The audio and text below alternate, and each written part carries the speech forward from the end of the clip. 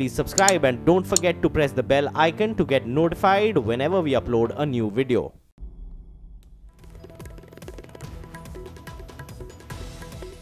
और इस वक्त की बड़ी खबर उत्तर प्रदेश के रायबरेली से, जहां एनटीपीसी के प्लांट में बॉयलर फटने से मरने वालों की संख्या बढ़कर 24 हो गई है। लेकिन इस बीच एक अहम खबर यह भी आ रही है कि राहुल गांधी अपना गुजरात दौरा बीच में ही रोककर रायबरेली के लिए रवाना हो गए, जहां वो घायलों से मुलाकात करेंगे। रायबरेली के एनटीपीसी के प्लांट में हुए इस दर्दनाक हादसे के बाद अब कांग्रेस उपाध्यक्ष राहुल गांधी रायबरेली पहुंच गए। रायबरेली में राहुल गांधी एनटीपीसी प्लांट में हुए हादसे में घायल लोगों से मुलाकात करेंगे। राहुल गांधी ने इस हादसे पर दुख जताया और गुजरात दौरे से पहले रायबरेली जाने का फैसला किया। वहीं घटना के बाद ऊर्जा मंत्री आरके सिंह भी घटनास्थल जाएंगे, साथ ही घायल लोगों से मुलाकात भी करेंगे।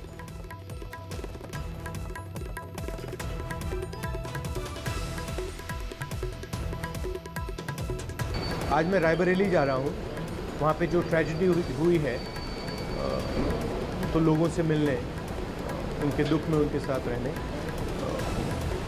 जल्दी से जल्दी मैं यहाँ वापस आने की कोशिश। ज्यादा जानकारी के साथ राजीव सिंह हमसे सीधे जुड़ रहे हैं, जो ऊंचाहार में ही मौजूद हैं। राजीव, इस वक्त क्या ताजा हालात बने हुए हैं और हादसे की वजह आखिर क्या बताई गई, किसकी गलती?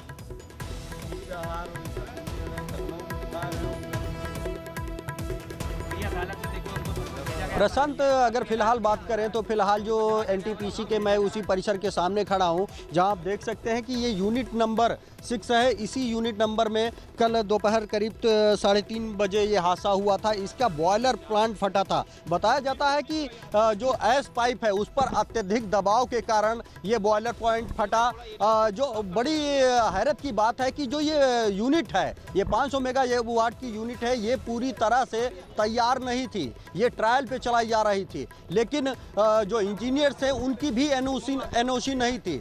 लगातार जब ये कंप्लीट नहीं हुई, इस पर कई अधिकारियों ने विरोध किया, लेकिन एनटीपीसी प्रशासन द्वारा इसको चलाया गया, इसका ट्रायल किया गया। और शायद यही कारण है कि तमाम खामियों के चलते जब ये चली तो इसमें एक बड़ा विस्फोट हुआ, जिसके चलते करीब 22 लोगों की मौके पर ही मौत हुई है और भी अभी इसमें दर्जनों लोग दबे बताए जा रहे हैं। ऐसे में कुछ लोग हमारे साथ मौजूद हैं जो घटना के वक्त हमारे मौके पर मौजूद थे। क्या उस समय जब हादसा हुआ कहाँ पर थे? 90 मीटर पर है। 90 मीटर पर है। कैसे यह हादसा हुआ? ये हादसा हुआ, हम लोग काम करते रहे, अचानक दगा हुआ, फिर 25 मीटर से मैं कूद पड़े नीचे से। कितने लोग अभी इसमें होंगे? इसमें जो है 8-10 आदमी रहे थे साथ में। आप के साथ में थे? और भी लोग हमारे साथ मौजूद हैं, क्या कहना है आपका? मैं तो सर था 10 मीटर पर था, हम लोग अब काम कर रहे थे, मैं था और हमारे अधिकारी भी लोग भी थे। जस्ट मैं जैसे 1 मिनट हमको भेज दिया थोड़ा टॉर्च चलाने के लिए, चेक करना था कोई चीज़, तो 1 मिनट हमको पहले भेजा टॉर्च चलाने की। जैसे मैं बाहर गया टॉर्च चलाने के लिए, जस्ट बॉयलर ब्लास्ट किया पूरा। उसका जो अंदर का राख है और जो हमारे स्टीम बना हुआ था, इतना तेज़ निकला कि जो प्लेटें हैं वो बैंड हो गई। तो सोच लीजिए कितना तेज़ ब्लास्ट था वो। ब्लास्ट के वक्त कितने लोग मौजूद थे और अभी इसमें कितने लोग दबे हो सकते? सर काफ़ी लोग थे, क्योंकि 0 मीटर से लेकर के 10 मीटर से लेकर के ऊपर 90 मीटर तक आदमी थे। अब कितना आदमी थे? काफी कम से कम 200-250 आदमी तो रहे होंगे सर, इससे ज़्यादा रहे होंगे, कम नहीं रहेंगे। लेंस के बाद तो काफ़ी आदमी थे। तो जैसा कि आपने सुना कि जब ये ब्लास्ट हुआ तो वहाँ पर करीब सैकड़ों आदमी थे, करीब 450 के करीब लोग जो श्रमिक है वो मौके पर मौजूद थे। और शायद यही कारण है कि जब ये हादसा हुआ तो किसी को संभलने का भी वक्त नहीं मिला और 22 लोगों की मौके पर मौत हुई। और लापरवाही प्राथमिक तौर पर ये मानी जा रही है, हालांकि जांच की भी बात कही जा रही है। उत्कर्ष हमारे सहयोगी भी हमारे साथ जुड़ रहे हैं। उत्कर्ष, अब जांच पड़ताल की भी बात कही जा रही है, लेकिन किस तरह के कदम उठाए जा रहे हैं, क्या संकेत मिल रहे हैं? देखिए प्रशांत, साफ तौर पर जो राजीव ने कहा उस बात में एक बात और जोड़ दूं कि एनटीपीसी के संयंत्र में 210 मेगावाट की 5 यूनिटें काम कर रही थी। ये 6वीं यूनिट थी जो कि अंडर ट्रायल थी और 500 मेगावाट की थी, यानी कि अभी तक की वहाँ पर जितनी क्षमताएं थी उससे दुगनों से अधिक क्षमता की एक यूनिट बनी थी जो कि अंडर ट्रायल थी। उसमें काम चल रहा था, काम जरूर चालू था, लेकिन आप ये नहीं कह सकते कि पूरी तरीके से तैयार थी। और उसमें इस तरीके की खराबी कहीं ना कहीं या तो अनुभवहीनता है या लापरवाही है, जिसके कारण ये हादसा हुआ है। मैं रायबरेली के जिला अस्पताल में हूं। मेरे ठीक पीछे अस्पताल में अगर आप देखेंगे तो एक हेल्प डेस्क बनी हुई है। एनटीपीसी हादसे को लेकर यह हेल्प डेस्क बनाई गई और जितने भी यहाँ घायल थे कल रात को, कल दोपहर के बाद से जो यहाँ लाए गए, उन सभी को यहीं पर लाया गया। चूंकि अधिकतर ऐसे मरीज थे जो कि जलने से जो जले हैं, जो झुलसे हैं और बर्न यूनिट की उनको ज़रूरत थी, इसलिए अधिकतर मरीजों को लखनऊ या फिर इलाहाबाद के अस्पतालों में रेफर किया गया है। यहाँ कुछ मरीज बचे हैं, लेकिन कुछ स्थानीय लोग यहाँ ज़रूर हैं। साहब एक बात बताइए कि ऐसा हादसा हुआ है, इतने लोग घायल हैं, प्रशासन के इंतजाम, प्रशासन की तैयारी या प्रशासन जो राहत कार्य बचाव कार्य किया है अस्पताल में कल से आज तक, संतुष्ट आप लोग से नजर आते हैं? क्या कुछ समझ में नहीं आ रहा है। यहाँ पे कुछ देख रहे हैं, एकदम सन्नाटा फैला हुआ है। आप लोग कह रहे हैं कि तैयारी नहीं दिख रही है, सन्नाटा फैला हुआ है। आप लोग यहाँ पर हैं अस्पताल में कल से, इतना बड़ा हादसा हुआ कि अस्पताल उसके लिए पूरी तरीके से तैयार दिखाई दिया आप लोगों को? नहीं सारी सुविधाएं उपलब्ध नहीं है यहाँ पे। क्या ये क्या बोल रहे हैं? रात में हमने देखा पूरा प्रशासन जुटा हुआ, पूरा अस्पताल जुटा हुआ था, सारे वार्ड बॉय, डॉक्टर लोग सभी जुटे हुए थे। हम तो यहाँ हमारा मरीज भर्ती। रात को यहाँ पर कैसा दृश्य था, क्या हालात है यहाँ पर? बहुत बढ़िया, यहाँ पर बहुत बढ़िया प्रोग्राम था और बहुत कायदे से देखा जा रहा था। ट्रीटमेंट अच्छी हो रही थी, अच्छी हो रही थी, कोई दिक्कत नहीं हो रही थी। डॉक्टर सब लगे थे। देखिए प्रशांत, लोगों का ये कहना है कि डॉक्टरों ने या जितना भी जो हॉस्पिटल का स्टाफ था उसने लोगों की पूरी मदद की है, लेकिन अधिक जो गंभीर मरीज और ऐसे मरीज जो खासतौर पर 60% से ज्यादा झुलसे हैं, जिनकी बर्न इंजरी 60% से ज्यादा की है, उन सभी को लखनऊ रेफर करना पड़ा। कुछ देर में करीब 15 से 20 मिनट बाद कांग्रेस उपाध्यक्ष राहुल गांधी जिला अस्पताल में आएंगे। जो मरीज यहाँ पर हैं उनसे वो बात करेंगे, साथ ही साथ मीडिया से बात करेंगे और उसके बाद वो दुर्घटना स्थल पर भी जाकर वहां जायजा लेंगे। दिन भर तमाम नेताओं का, राज्य सरकार के मंत्रियों का, केंद्रीय मंत्रियों का आज रायबरेली में आने जाने का कार्यक्रम है। प्रशांत, बिल्कुल। तो जो ज्यादा घायल हैं उन्हें लखनऊ रेफर कर दिया गया है। ऊंचाहार और रायबरेली से जानकारी लेने के बाद सीधे लखनऊ का ही रुख करते हैं। शैलेश अरोड़ा इस वक्त हमसे सीधे जोड़ रहे हैं, हमारे सहयोगी। शैलेश, अब सरकार की ओर से किस तरह के कदम उठाए जाने की बात कही जा रही है? लखनऊ से क्या खबर?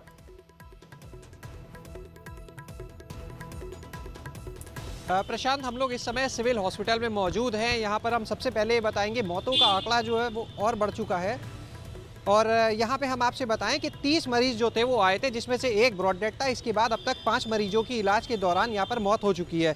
और अभी हमने यहाँ के CMS AK सिंह से भी बात की, जिन्होंने बताया है कि मरीजों को अभी यहाँ पर इमरजेंसी वार्ड से बर्न वार्ड में और CMS वार्ड में भी शिफ्ट किया गया है। कई मरीज ऐसे हैं यहाँ पर जो 70 से 90% तक बर्न है, जिनकी हालत बहुत ही चिंताजनक है। इसके अलावा यहाँ पर अधिकतर जो मरीज हैं वो 50% से ज़्यादा बर्न केसेज हैं, जिनको लेकर यहाँ पर काफ़ी ध्यान दिया रहा है। सुबह रात भर यहाँ पर डॉक्टर्स जो थे वो मौजूद रहे हैं और CMS खुद भी रहे, प्लास्टिक सर्जन लगातार उनके इलाज में लगे हुए हैं। इसके अलावा अगर हम लखनऊ की बात करते हैं तो KGMU में 12 मरीजों को लाया गया था। वहाँ पर उनका एक की जिसमें से मौत हो चुकी थी और बाकियों का वहाँ पर इलाज चल रहा है। उनमें से 5 मरीजों को ICU में वेंटिलेटर पर रखा गया, उनकी हालत काफ़ी गंभीर बताई जा रही है। PGI में 6 मरीज लाए गए थे, जिसमें से एक ब्रॉड डेथ था और 5 मरीजों का वहाँ पर इलाज चला। हालांकि उनके जो हालात हैं वो थोड़े से बेहतर हैं। वो बताया जा रहा है वहाँ के अधिकारियों की माने तो 25 से 30% के आसपास के बर्न केस है।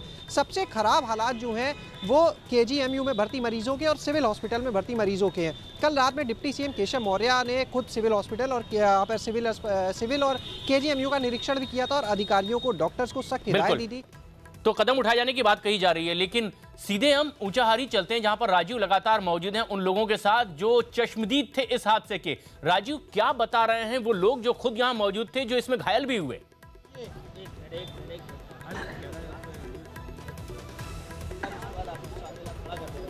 निश्चित रूप से हम सीधे बात करेंगे हमारे साथ मौजूद चश्मदीदों से। जब ये घटना हुई उस वक्त कहाँ थे और क्या राहत बचाव कार्य किया गया? सर, ये हम अभी जो ये 37 मीटर की बात थी और हम 27 मीटर पे काम करवा रहे थे। उस टाइम पे क्या हुआ कि वो अचानक से ब्लास्ट हुआ, आदमी वो भाग ना पाया। ये एक बार 12:30 बजे की बात ये है कि वो एक बार बॉयलर ट्रिप हुआ, तो उसके चलते NTPC के कर्मचारी वो एक बार देखने के लिए गए। फिर इसके बाद उसको बॉयलर को लाइट अप कर दिया गया। लाइट अप करने के बाद फिर से उसको चला दिया गया। लंच में सारे वर्कर घर चले गए। वहाँ से फिर 3 बजे के आसपास फिर से सब लोग पहुँचे। जैसे ही पहुँचे तुरंत वो अचानक से ब्लास्ट हुआ। भागने भर का पूरा मौका नहीं मिला। जैसा कि प्रसाद आपने सुना, ये काफी अहम जानकारी दे रहे हैं कि जब बॉयलर फटा तो उससे पहले वो ट्रिप हुआ था। अगर समय रहते एनटीपीसी के इंजीनियरों द्वारा उस समस्या का निराकरण कर दिया जाता या उसे टैकल कर लिया जाता तो शायद इतना बड़ा हादसा ना होता कि करीब दर्जनों लोगों की मौत होती और सैकड़ों लोग गंभीर रूप से घायल होते। और भी कुछ लोग हमारे साथ मौजूद हैं जिनसे पूछेंगे, जब ये घटना हुई तो उसके बाद बचाव कार्य कितनी देर बाद शुरू हुआ? आधे घंटे बाद सर, आधा एक घंटा सर, कोई रहा ही नहीं वहाँ। आधा एक घंटे के बाद सर सब एनटीपीसी के सब अधिकारी और सर सीआईएसएफ के सब कर्मचारी सब गए वहाँ। उसके बाद हम लोग सर जिसको पाया जैसे बिलोरो में लोड कर दिया सर उसको अस्पताल जाने के लिए। फिर हम लोगों को सर सीआईएसएफ भगा दिया बाहर। अभी तक हम लोगों को अंदर जाने के लिए कोई आदेश नहीं कर रहे कि जाओ। हमारे जो आदमी थे वो भी नहीं पता लग रहा कि है कि नहीं है, मोबाइल लग नहीं रहा सर, कोई पता ही नहीं लग रहा कहाँ है। प्रशांत, जैसा कि ये बता रहे हैं, ये सच है कि जो लोग जिनकी मौत की पुष्टि है वो तो सिर्फ 22 लोग हैं, लेकिन अभी भी दर्जनों लोग लापता हैं। ऐसे में ये आशंका जताई जा रही है कि जो ये हादसा हुआ है उसमें कहीं न कहीं उन लोगों की भी मौत हुई है और शायद इसका जवाब एनटीपीसी भी नहीं दे पा रहा है। एक हेल्पलाइन नंबर जरूर बनाया गया है, लेकिन ये जो मजदूर हैं ये विभिन्न प्रदेशों के मजदूर हैं। कोई झारखंड का रहने वाला है, कोई बिहार का रहने वाला है। ऐसे में जब उनके परिजनों द्वारा उस हेल्पलाइन नंबर पर फोन किया जा रहा है तो यहाँ से कोई उनको पुख्ता जानकारी नहीं दी जा रही, तो कहीं ना कहीं उनके परिजनों में भी खासा मायूसी है, वो काफ़ी परेशान है और दर दर भटकते नजर आ रहे हैं। अगर फिलहाल यहाँ पर मौके पर बात करें तो क्योंकि जो प्लांट है उसके सामने मैं खड़ा हूँ, अभी भी अंदर राहत बचाव कार्य जारी है। जो ऐस है उसको बताया जाता है जो टेम्परेचर होता है वो करीब 540 डिग्री सेंटीग्रेड होता है। तो ऐसे में आप अंदाजा लगा सकते हैं कि जब वो फटा होगा तो हालात क्या होंगे। तो ऐसे में जैसा कि शैलेश ने बताया कि मौतों का आंकड़ा लगातार बढ़ रहा है और आने वाले कुछ समय बाद ये आंकड़ा बढ़ सकता है। हालांकि ये जो बड़ा हादसा हुआ है उसको लेकर योगी सरकार ने भी तत्काल कदम उठाए हैं और क्योंकि ये सोनिया गांधी का संसदीय क्षेत्र है इसीलिए कुछ ही देर बाद कांग्रेस के राष्ट्रीय उपाध्यक्ष राहुल गांधी भी इस परिसर में पहुंचेंगे और यहाँ का निरीक्षण करेंगे और ये इसके घायल लोगों से मुलाकात करेंगे, जिसके बाद केंद्र हमने भी एक मजिस्ट्रेट और एक टेक्निकल ऑफिसर का टीम बना लिया है जो इस पर मजिस्ट्रियल जांच करेगा। और रेस्क्यू ऑपरेशन रात में एनडीआरएफ के द्वारा किया गया था तो रात में किसी तरह का कैजुअल्टी नहीं मिला और मॉर्निंग आवर्स से ही हमारी 35 लोगों की एनडीआरएफ की टीम वहां पर रेस्क्यू ऑपरेशन कर रही है। तो संभावना नगण्य है कि वहां कोई कैजुअल्टी हो। कल हमारे पास लगभग 42 लोग आए थे टोटल, 42 लोग में जिसमें 2 लोग एक्सपायर थे, खत्म हो चुके थे। 40 लोगों की संख्या को हमने प्राथमिक उपचार दिया और उपचार देने के बाद अपने वार्ड्स में शिफ्ट किया। जो पेशेंट हमको ज़्यादा सीरियस लगा हमने उसको लखनऊ शिफ्ट कर दिया, रेफ़र कर दिया। उसमें से अधिकतर पेशेंट रेफ़र हुए हैं क्योंकि जितने भी पेशेंट आए थे ज़्यादातर 80-90% लोग जले हुए थे और 50-60% से ऊपर जब कोई जल जाता है तो उसमें बचने की संभावनाएं कम हो जाती हैं। इसी कारणवश हमने उनको वहाँ पे रेफ़र कर दिया। शैलेश, उत्कर्ष और राजीव लगातार आपसे अपडेट्स लेते रहेंगे। फिलहाल शुक्रिया आपका।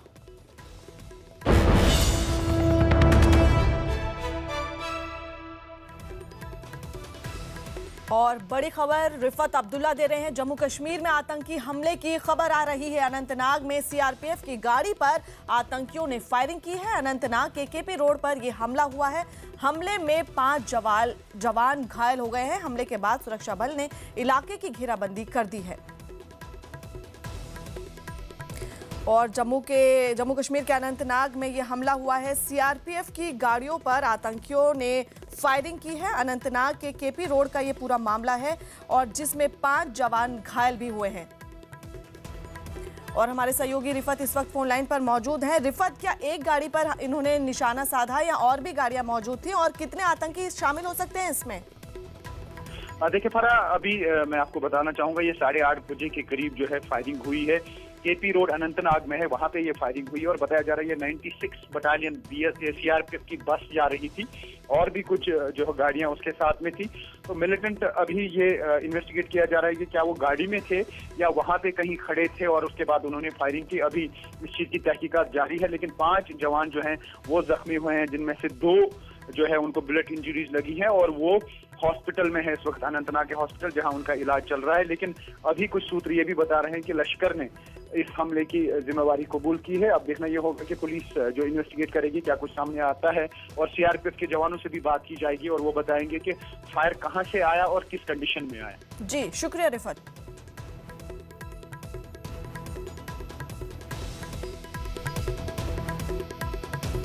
इस वक्त की एक और बड़ी खबर मुंबई से। बीजेपी और शिवसेना के बीच कलह बढ़ती ही जा रही है। मुंबई में उद्धव ठाकरे के घर पर शिवसेना के नेताओं की अहम बैठक हुई है।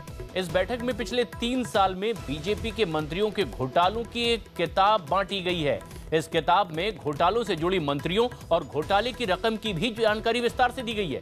सूत्रों के मुताबिक शिवसेना नेताओं को अब हर जिले में जाकर बीजेपी के मंत्रियों के कारनामों को उजागर करने की हिदायत भी दी गई है।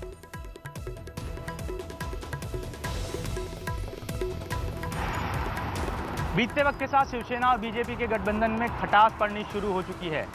शिवसेना प्रमुख उद्धव ठाकरे के घर पर आयोजित की गई शिवसेना के पदाधिकारियों की मीटिंग के दौरान एक पुस्तक बांटी गई। ये पुस्तक शिवसेना की अपनी इन्वेस्टिगेशन के आधार पर तैयार की गई थी, जिसमें पिछले 3 सालों में बीजेपी द्वारा जो घोटाले किए गए उनके बारे में जिक्र किया गया हुआ था। निश्चित तौर पर शिवसेना प्रमुख उद्धव ठाकरे ने जो पदाधिकारी हैं शिवसेना के, उनको साफ तौर पर निर्देश दिए कि महाराष्ट्र में हर कोने में, हर जिले में, हर तालुका में, हर गांव में वो खुद जाएं, बीजेपी के द्वारा किए गए कामों और घोटालों से जुड़ी हुई जानकारियां खंगालें और उस जानकारी को जो है शिवसेना भवन तक पहुंचाएं। इसके अलावा जो पदाधिकारी हैं उनकी समन्वय मीटिंग जो हुई थी, जो जिला पदाधिकारी हैं, जो तालुका पदाधिकारी हैं, उनकी जो मीटिंग हुई थी उसमें भी शिवसेना प्रमुख उद्धव ठाकरे ने साफ तौर पर कहा कि वो युति के बारे में न सोचे बल्कि इलेक्शन की तैयारी करें। इलेक्शन सबसे महत्वपूर्ण है और ऐसे में महाराष्ट्र में कहीं सुई भी गिरती है तो उसकी जानकारी शिवसेना भवन तक पहुंचनी चाहिए।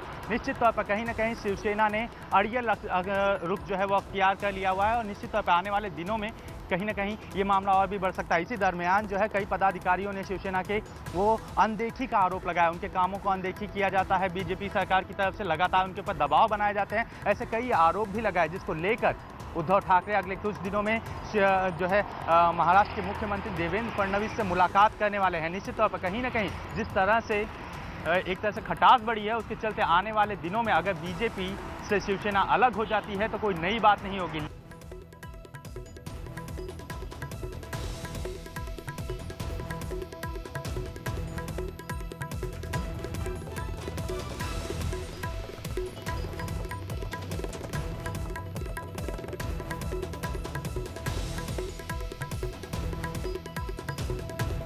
और बड़ी खबर उत्कर्ष चतुर्वेदी दे रहे हैं। मुजफ्फरनगर में पुलिस और बदमाशों के बीच उस समय मुठभेड़ हो गई जब NH58 पर कुछ बदमाश हाईवे पर लूट को अंजाम देकर जा रहे थे। पुलिस को खबर मिली तो पुलिस ने नाकेबंदी कर चेकिंग शुरू करी। तब बाइक सवार बदमाश और पुलिस के बीच मुठभेड़ हो गई। पुलिस ने बाइक सवार बदमाशों को रोकने की कोशिश की, जिसमें बाइक सवार बदमाशों ने चेकिंग कर रही पुलिस पार्टी पर गोलियां बरसानी शुरू कर दी। पुलिस ने भी बदमाशों पर जवाबी फायरिंग की, जिसमें एक बदमाश गोली लगने से घायल हो गया जबकि उसका साथी भागने में कामयाब हो गया। जब एक मोटरसाइकिल को इंटरसेप्ट किया गया तो उस पे जो लोग थे उन्होंने मोटरसाइकिल रोकी नहीं और उससे आगे चल के कच्चे रास्ते पे जहां इस समय खड़े हैं इधर मोटरसाइकिल डाल दी। जब उन्हें रोकने के लिए ललकारा गया पुलिस की तरफ से तो उनके द्वारा पुलिस के ऊपर प्राणघात हमला किया गया, जिसमें पुलिस द्वारा भी अपने आत्मरक्षा में गोली चलाई गई। इस क्रॉस फायरिंग में एक बदमाश के गोली लगी है, एक हमारे बहादुर दरोगा जी के भी गोली लगी है।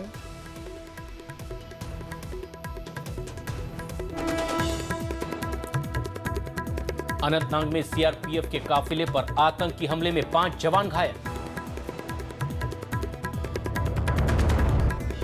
यूपी के रायबरेली में एनटीपीसी प्लांट में हुए हादसे में मरने वालों की संख्या बढ़कर 24 हुई।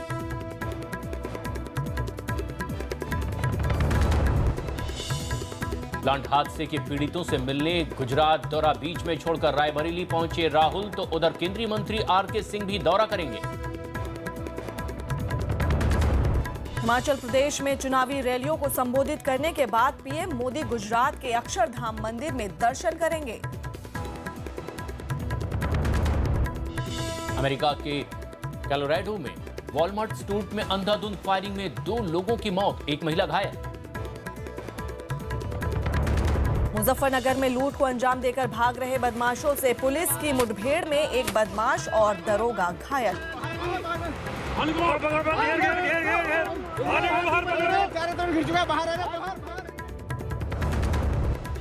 अमानतुल्लाह खान से विवाद के बीच आम आदमी पार्टी की राष्ट्रीय कार्यकारिणी की बैठक को संबोधित करने वालों में कुमार विश्वास का नाम नहीं। मुंबई में शाहरुख खान के 52वें जन्मदिन का जश्न मनाने के लिए मन्नत के बाहर जुटे फैंस के मोबाइल चोरी।